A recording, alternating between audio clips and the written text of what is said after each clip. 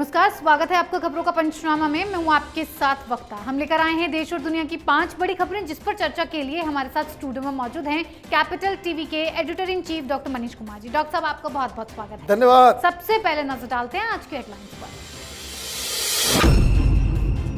PM Modi ने नए संसद भवन की छत पर किया विशालकाय अशोक स्तंभ का उद्घाटन। 6.5 मीटर है मूर्ति की ऊंचाई। ओवैसी ने अशोक स्तंभ पर उठाए सवाल। सुप्रीम कोर्ट का उद्धव ठाकरे को झटका, सुनवाई टली। कोर्ट का आदेश कि विधायकों पर कोई फैसला न ले स्पीकर, जल्द सुनवाई से भी इनकार। गोवा में कांग्रेस के खात्मे की पटकथा तैयार, दिगंबर कामत दे सकते हैं पार्टी को झटका। 9 बागी विधायकों के बीजेपी में आने की खबरें हुई तेज। पाकिस्तान के मशहूर कॉलमनिस्ट नुसरत मिर्जा का चौंकाने वाला खुलासा, कांग्रेस राज में आईएसआई के लिए जुटाई थी जानकारियां। पूर्व उपराष्ट्रपति हामिद अंसारी का लिया नाम। चीन हुआ कंगाल, बैंकिंग क्राइसिस के चलते सड़क पर उतरे हजारों लोग। 90 दिन तक पैसे निकालने पर लगाई।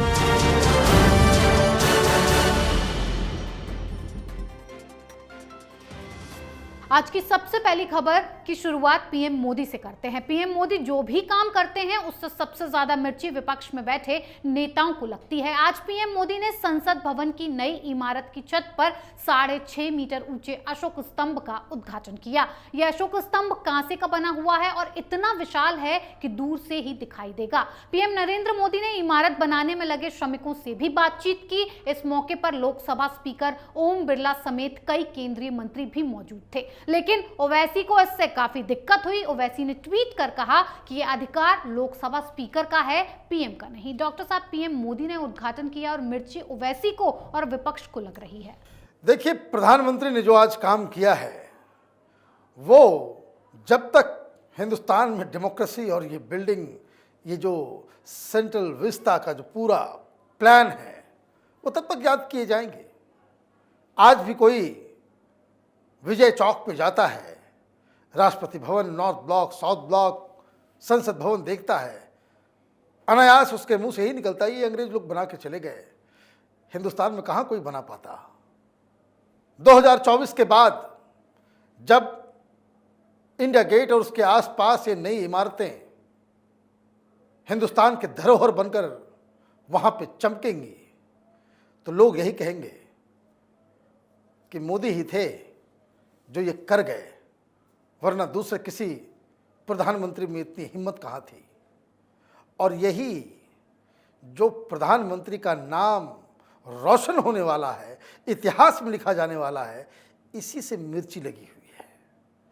दिक्कत अशोक स्तंभ से नहीं, दिक्कत पार्लियामेंट की नई बिल्डिंग से नहीं, सेंट्रल विस्टा से नहीं, दिक्कत यह है कि प्रधानमंत्री मोदी ये काम कर रहे हैं। अब पॉइंट तो निकालना पड़ेगा। कह रहे हैं कि भाई ये काम, ये कांग्रेस वाले कह रहे हैं ये काम तो करना चाहिए स्पीकर को। प्रधानमंत्री क्यों?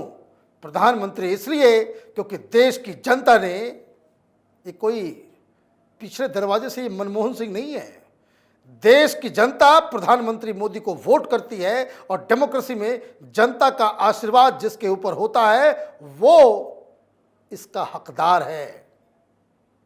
मनमोहन सिंह जैसे लोग नहीं, या के गुजराल जैसे लोग नहीं, वीपी सिंह और चंद्रशेखर जैसे लोग नहीं, जो प्रधानमंत्री बने पिछले दरवाजे से। हिंदुस्तान को इस बात का फक्र होना चाहिए कि हिंदुस्तान का प्रधानमंत्री वो शख्स है जो अपने नाम पे कैंपेन करता है, अपने नाम से, अपने कामों की वजह से वो वोट पाता है। और इसलिए कोई भी ऐतिहासिक ऐसा काम हो उस पे सबसे पहला अधिकार वो प्रधानमंत्री मोदी का ही होना चाहिए। जी डॉक्टर साहब, एक तरफ विपक्ष पीएम मोदी से परेशान है, उनके कामों से बेचैन है, तो वहीं दूसरी तरफ सुप्रीम कोर्ट ने महाराष्ट्र मामले में उद्धव ठाकरे को झटका दिया है। महाराष्ट्र की सियासत में 11 जुलाई का इंतजार काफी दिनों से सत्ता और विपक्ष के नेता कर रहे थे। शिवसेना ने अपने 16 बागी विधायकों के खिलाफ सुप्रीम कोर्ट में याचिका दायर की थी, जिस पर आज सुप्रीम कोर्ट ने बड़ा आदेश दिया है कि इस मामले में तुरंत बेंच का गठन नहीं किया जा सकता और बागी विधायकों पर स्पीकर के फैसला लेने पर रोक लगा दी गई है। डॉक्टर साहब, उद्धव ठाकरे और शिवसेना के लिए ये कितना बड़ा झटका है? देखिए, उद्धव ठाकरे बेचैन हैं। उनको समझ में नहीं आ रहा भाई क्या करें, वो क्यों बेचैनी की वजह समझ लीजिए क्या है कि घंटा बीतता नहीं, किसी जिले से खबर आ जाती है कि कई सारे लोग चले गए शिंदे साहब के पास। दिन बीतता नहीं, मालूम चलता है कि कई बड़े नेता जो है जिला प्रमुख वो शिंदे के गुट में चले गए। और बेचैनी और भी बढ़ी हुई है, दिल इसलिए भी ज़्यादा धक धक कर रहा है क्योंकि आज उन्होंने मीटिंग बुलाई थी। मीटिंग बुलाई थी किसकी? सांसदों की। 9 गायब हो गए। अब ये लापता हो गए, तब तो आप ये समझिए कि बेचैनी बढ़ने की वजह क्या है। और इसीलिए जब आप किसी भी क्राइसिस को पॉलिटिकली हैंडल नहीं कर पाते तो आप क्या करते हैं? टेक्निकल मदद, सीधे कोर्ट पहुंचते हैं। और इस हड़बड़ाहट में लगातार ये जो तीसरी बार ये कोर्ट उद्धव ठाकरे पहुंचे हैं, सुप्रीम कोर्ट में अर्जी लगाई है, हर बार यही हो जाता है। संजय राउत कह रहे हैं कि सुप्रीम कोर्ट में फैसला होगा कि देश के अंदर में डेमोक्रेसी बचेगी कि नहीं बचेगी। सुप्रीम कोर्ट के पास मामला आता है, बोला कि भाई ठहरो, अभी इतना हड़बड़ाहट की जरूरत नहीं है, बाद में सुनेंगे। आप तो बिल्कुल माथे पे चढ़े जा रहे हो। इतना आसान नहीं है, इसके लिए बेंच बनाना पड़ेगा, सुनवाई की तारीख। और ये जो समय टलता है, हार्ट बीट और फिर बढ़ने लग जाता है। भाई पता नहीं अब कौन और भाग जाए। तो जैसे जैसे वक्त बीतता जा रहा है, अभी तक सुप्रीम कोर्ट से एक भी राहत की खबर उद्धव ठाकरे के लिए नहीं आई। और यही दिक्कत है उद्धव ठाकरे की कि वो राजनीतिक तौर पे तो पिछड़ ही गए, टेक्निकल और लीगल बैटल भी वो एकनाथ शिंदे से हारते हुए नजर आ रहे हैं। जी डॉक्टर साहब, महाराष्ट्र की सियासत में उथल पुथल के बाद अब गोवा में भी सियासत को लेकर दल बदल शुरू हो गया है और जिसकी पटकथा कांग्रेस के ही दिग्गज नेता लिख रहे हैं। विधायक रातों रात गायब हो रहे हैं। कांग्रेस का नंबर गेम विधानसभा में बदला हुआ दिख रहा है क्योंकि कांग्रेस के 9 बागी विधायक बीजेपी में शामिल हो सकते हैं। कांग्रेस ने माइकल लोबो को विधानसभा में नेता प्रतिपक्ष के पद से भी हटा दिया है। लोबो और कामत को गोवा में दिग्गज नेता माना जाता है, लेकिन उनके भी बीजेपी में आने की अटकलें तेज हो गई हैं। डॉक्टर साहब, गोवा में कांग्रेस के खात्मे की जो ये पटकथा है वो कौन लिख रहा है? देखिए, खात्मा तो लग रहा है हो गया। जब हम लोग रिकॉर्ड कर रहे हैं 8 गायब हैं, एक का पता है, लेकिन 8 के 8 गायब हैं। दिल्ली से सोनिया गांधी ने मुकुल वासनिक को भेजा कि जरा पता करो कहाँ है। आपको नेता प्रतिपक्ष को ये हटाना पड़ रहा है, क्यों भाई? बात करके मसले को सुलझाया नहीं जा सकता? ऐसी क्या बात है कि मिस्टर लोबो, जो आपके नेता प्रतिपक्ष हैं, सबसे बड़े लीडर हैं गोवा के, उनको आप दिल्ली तलब करके सोनिया गांधी आमने सामने बैठ करके उनको कन्विंस भी नहीं कर सकती? दिक्कत कांग्रेस पार्टी की यही है कि कांग्रेस पार्टी, गांधी परिवार, इन लोगों ने अपनी साख खो दी है। कोई सुनना नहीं चाहता। सबको लगता है कि ये डूबती हुई नाव है, इसके साथ अगर सवार प्रेम रहे तो नाव तो जाएगी ही, हम भी डूब जाएंगे। इसलिए भगदड़ है। अब आंकड़ों का खेल बहुत इंपॉर्टेंट होता है। जिस कलाबाजी के साथ कमल खिला महाराष्ट्र में, वैसा ही कमल इधर खिल रहा है। पटकथा आपने पूछा कि कौन लिख रहा है, हमारी जानकारी है गडकरी साहब गोवा में मौजूद हैं। गोवा में गडकरी साहब ही वहाँ सब चीज़ों से बातचीत कर रहे हैं। अब ये पता नहीं चल पा रहा है कांग्रेस पार्टी को कि इनके जो 8 गोवा के विधायक हैं वो गोवा के बीच पे आनंद ले रहे हैं कि गडकरी साहब के हॉस्पिटैलिटी का किसी रिसोर्ट में वो बंद हैं। दिक्कत क्या है कि ये अगर 8-9 लोग कांग्रेस पार्टी के भारतीय जनता पार्टी में आते हैं तो गोवा कांग्रेस मुक्त हो जाएगी।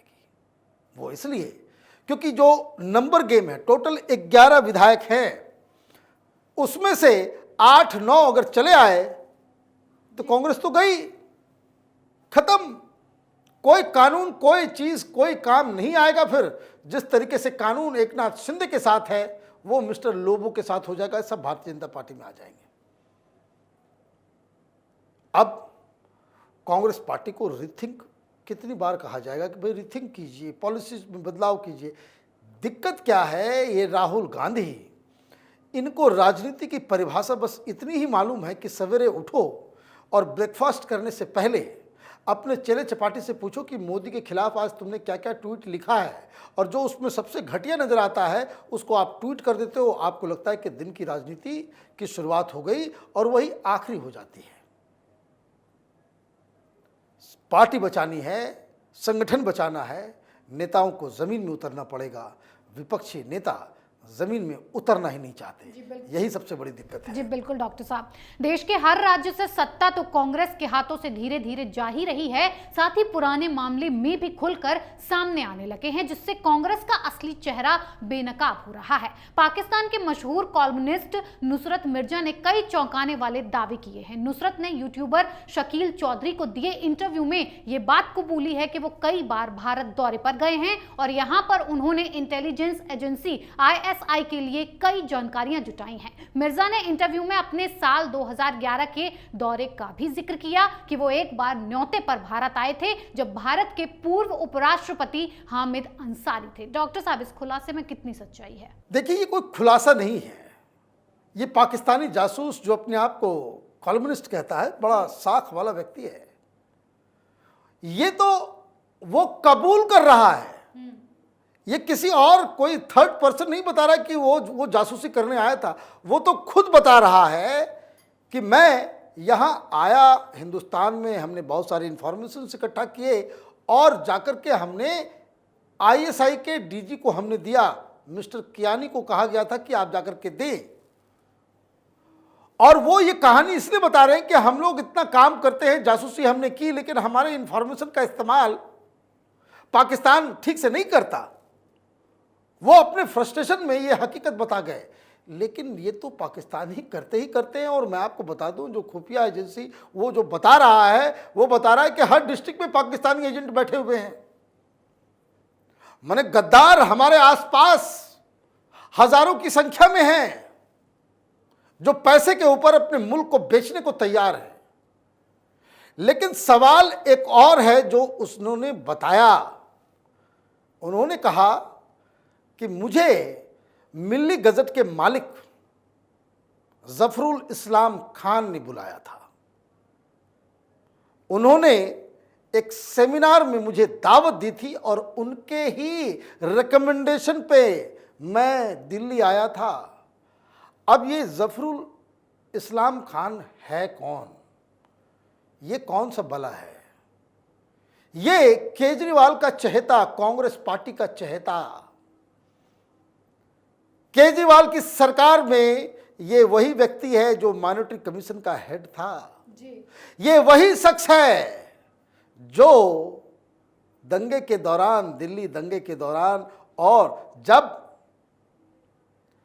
ये तबलीगी जमात के ऊपर कोरोना फैलाने की बात हो रही थी, तो इसने कहा था कि अगर सऊदी अरब से मदद मांग ले हिंदुस्तान का मुसलमान, तो वहां से जो आंधी चलेगी हिंदुस्तान जल जाएगा। इसने चिट्ठी भी लिख डाली थी। आपको याद आया? ये गद्दारों की फौज। तो जफरुल इस्लाम ISI के जासूस को नहीं बुलाएगा तो कौन बुलाएगा? पाकिस्तान के तलवे जफरुल इस्लाम जैसे लोग नहीं चाटेंगे तो कौन चाटेगा? और जफरुल इस्लाम जैसे लोगों को ओहदा देना, समाज में रिस्पेक्ट देना, यह काम केजरीवाल, सोनिया गांधी, ममता बनर्जी नहीं करेगी तो कौन करेगा जी? ये नेक्सस समझिए। और उसने कहा कि हम भाई उपराष्ट्रपति हामिद अंसारी का नाम क्यों ले रहे हो जी?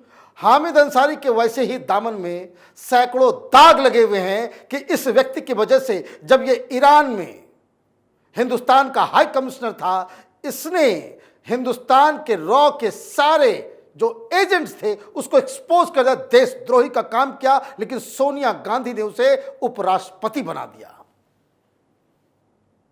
सच्चाई बहुत कड़वी है। अभी ये खेल शुरू हुआ है।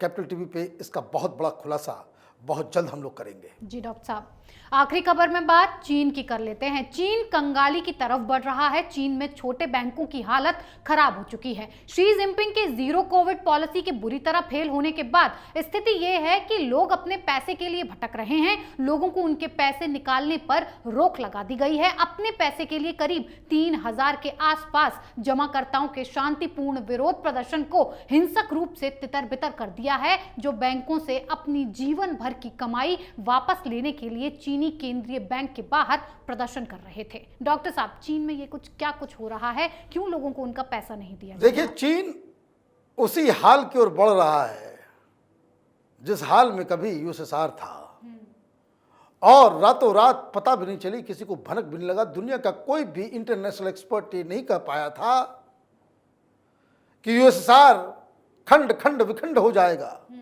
चीन की हालत वही है। भाई, बैंक में तुम पैसे जमा कर सकते हो, बैंक से पैसे नहीं निकाल सकते, मतलब बैंक की हालत खराब हो गई, लुट गया, सब कुछ खत्म। और जब ये लोग गए तो वहां पे देखिए कितने शातिर लोग हैं। सफेद टी शर्ट पहना करके, जींस पहना करके पुलिस वालों को भेज दिया गया। और जो लोग वहां तो भाई इन वामपंथियों, लिबरल कबाल से पूछिए,